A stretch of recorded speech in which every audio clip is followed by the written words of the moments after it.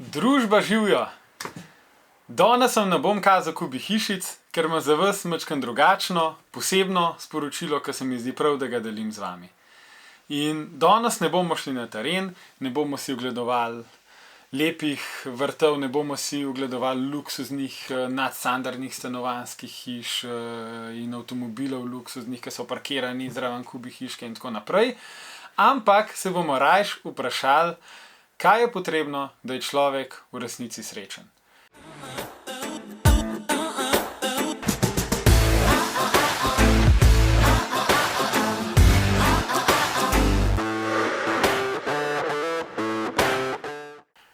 Prav je, da vemo, da naša sreča ne prihaja od materialnega sveta, da v resnici prihaja od znotraj. In sreča je v tem, da opravljamo svoje poslanstvo, da osrečujemo ljudi, da znamo ljubiti in da tisto, kar delamo, delamo s strastjo. Sami se odločimo, ali bomo živeli svoje potenciale in bomo odgovorni za svojo srečo, ali pa bomo razloge za svojo nesrečo iskali v drugih. In srečo lahko širimo naprej le, če smo srečni sami. Šele takrat pa smo lahko zares uspešni. Torej, prvo moramo biti srečni mi, da lahko to širimo med ljudi. In takrat materialno pride samo od sebe. Pride vedno, ko svoje poslanstvo upravljamo s strastjo. In takšne so tudi naše stranke. Vsi si želimo zdravo in brezskrbno življenje. Vsi želimo uresničiti svoje sanje, si ustvariti lep, ljubeč dom. Ampak enim to ni nikoli dosegljivo. Zakaj?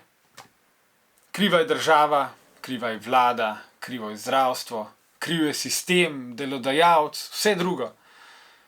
Namesto tega se rajš dajmo zazreti vase. Preberimo kakšno dobro knjigo, pojdimo v naravo, umaknimo se od ljudi, umaknimo se od novic, pa dajmo poslušati sebe. Vprašamo se, kaj si resnično želimo, ne tisto, kar od nas pričakuje družba.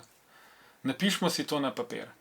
In ključno vprašanje, a srečo privoščimo le sebi, ali jo resnično privoščimo tudi drugim.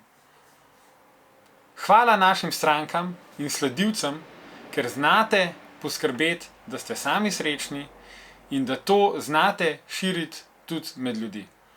Ker vaš dom, vaša hiša je odraz tega, kar dajete ljudem okoli vas.